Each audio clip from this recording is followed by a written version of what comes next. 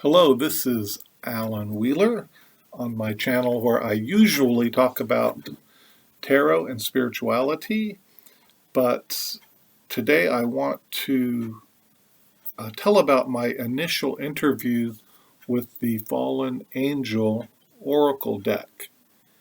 And not too long ago I posted my unboxing, but I don't think I did an actual spread or anything like that as I remember. So, by way of introduction, um, reading the preface, the little introduction to the guidebook, and looking around a little online, and just my own previous knowledge, there's different ways people will look at the concept of fallen angels.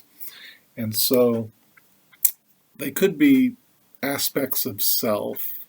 Uh, So depth psychology would look into the unconscious, maybe the shadow side, and see those as maybe Jungian archetypes or personality um, qualities and that kind of thing. Another way um, is they might be seen as energies in the collective unconscious, whether the anima mundi or the collective soul, or just culture, however one would look at that. These could be actual energies um, that we personify, act upon, act out, and actually carry some kind of power or function.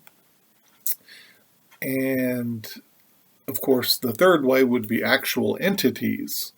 And so uh, spiritual forces of some kind.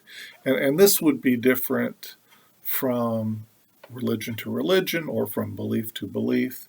And so some um, would see them rather as dark or shadow um, elements, and some would actually see them as personified evil, bent on hellish destruction, maybe in the Abrahamic religions. So, regardless, there might be some warnings in dealing with darkness, whatever your approach.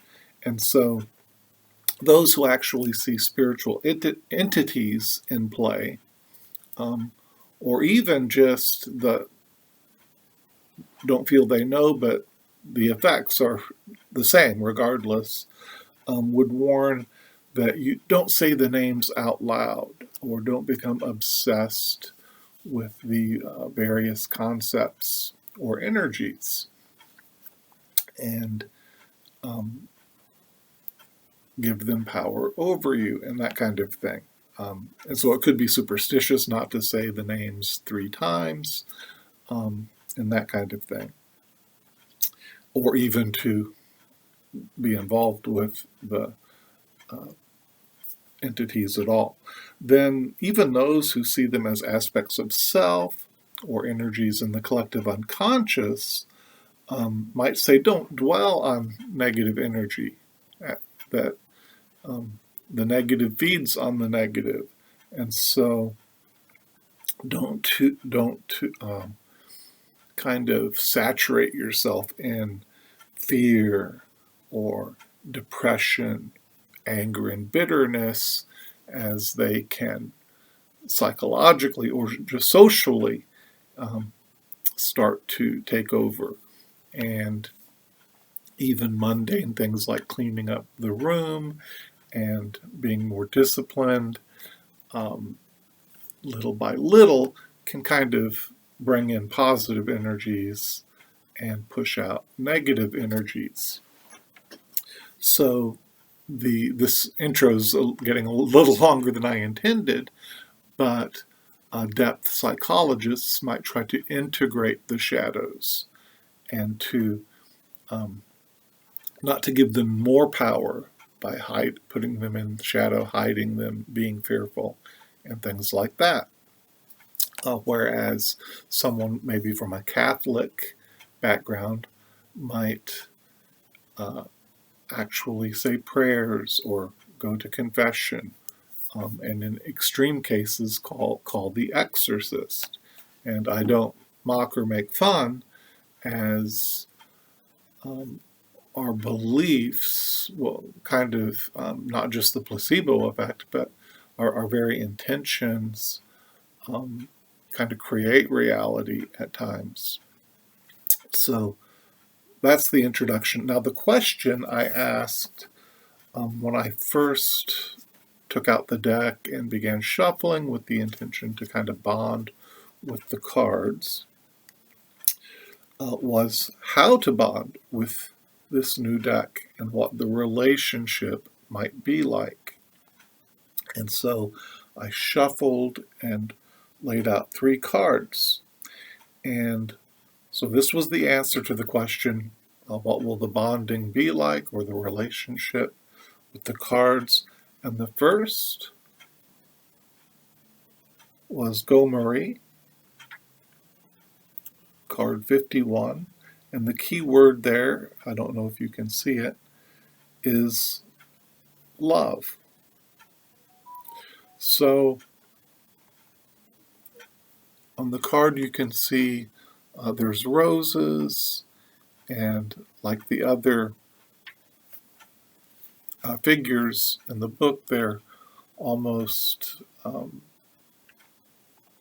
similar to statues that you would see in a cemetery or mausoleum. And it does remind me, I think I said in the other video, it reminds me of a cemetery where I actually worked in college in town.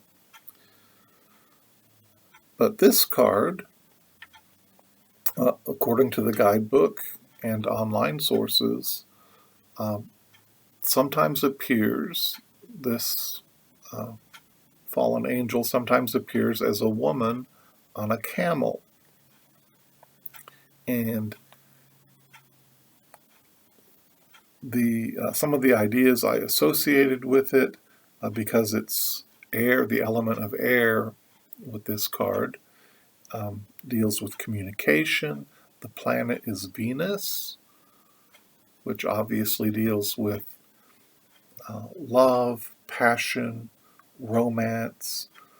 So there's kind of a thrill or ecstasy, excitement of first love involved with this deck, in answer to my question.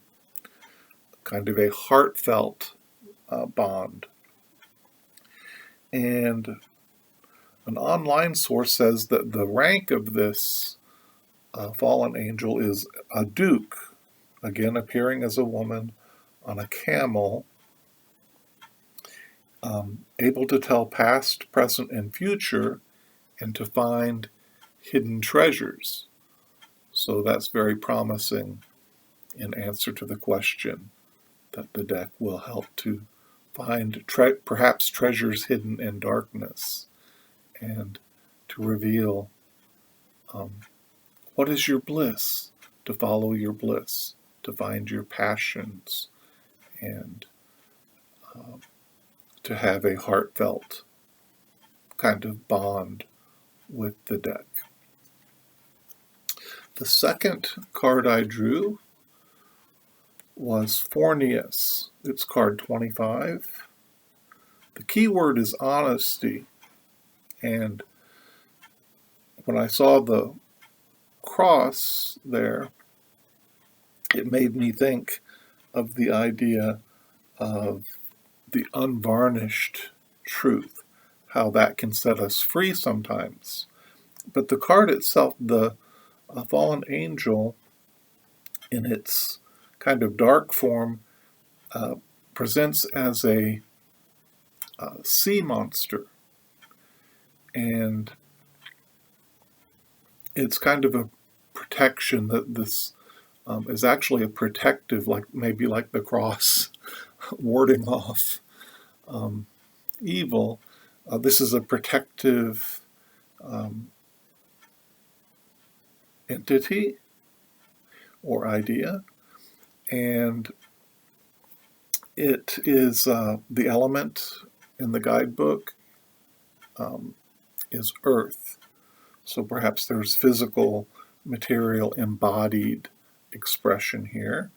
And the moon is the planet, so-called, the moon.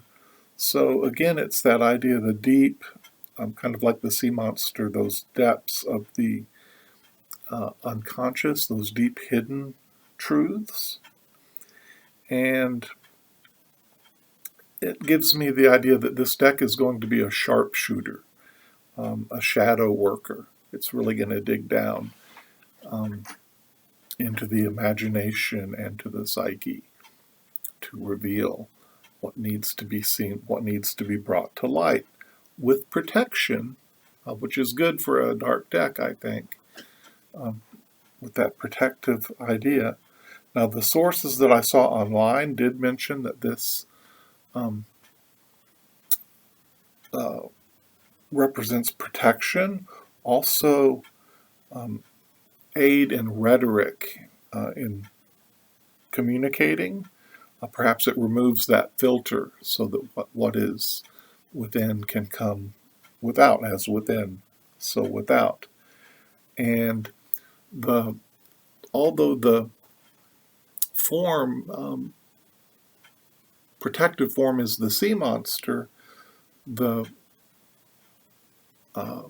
image most preferred by Fornius is the human form, which is often the royal red robes of a king. Now the rank is Marquis, but the kind of the presentation, the appearance is in the royal red robes of a king.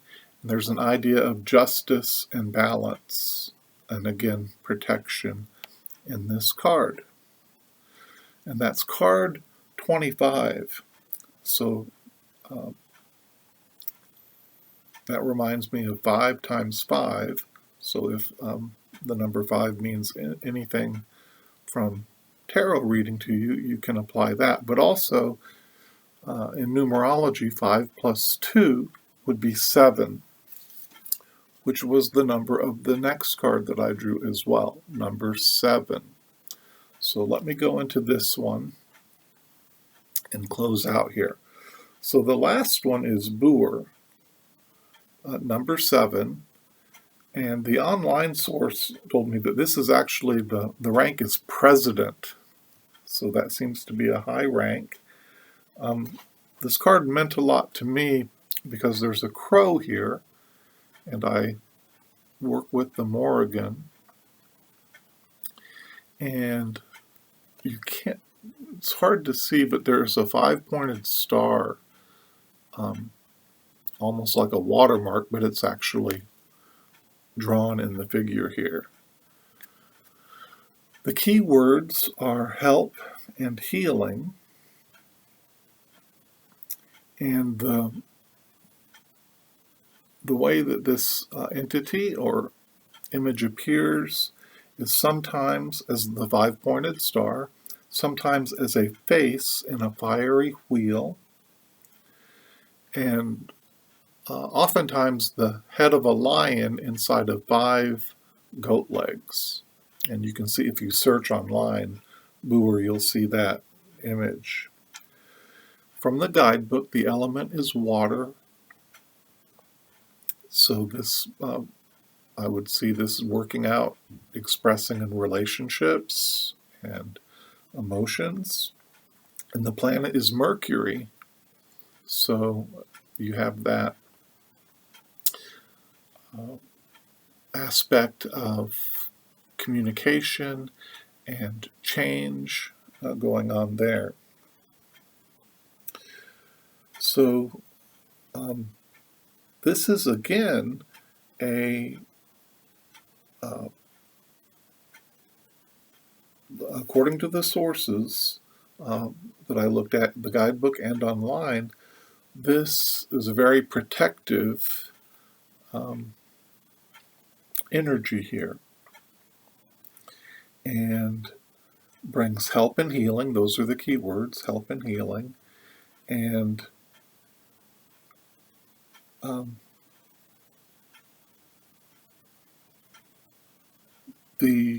some of the ideas associated are philosophy and logic, and of course healing, and a kind of protector. And one online source said that this entity or energy is adverse to drugs and alcohol. And maybe that's part of the protective quality, and something that is not good for healing. And so that's well suited to me, as I gave up drinking at age 30 a long time ago. And that was part of my healing and part of my spiritual path. So that brings the spread to a close, but working with this deck may be a heartfelt and thrilling experience. You can expect sharp shooting and shadow work from the depths. She finds treasures in darkness, and he brings truth from the depths.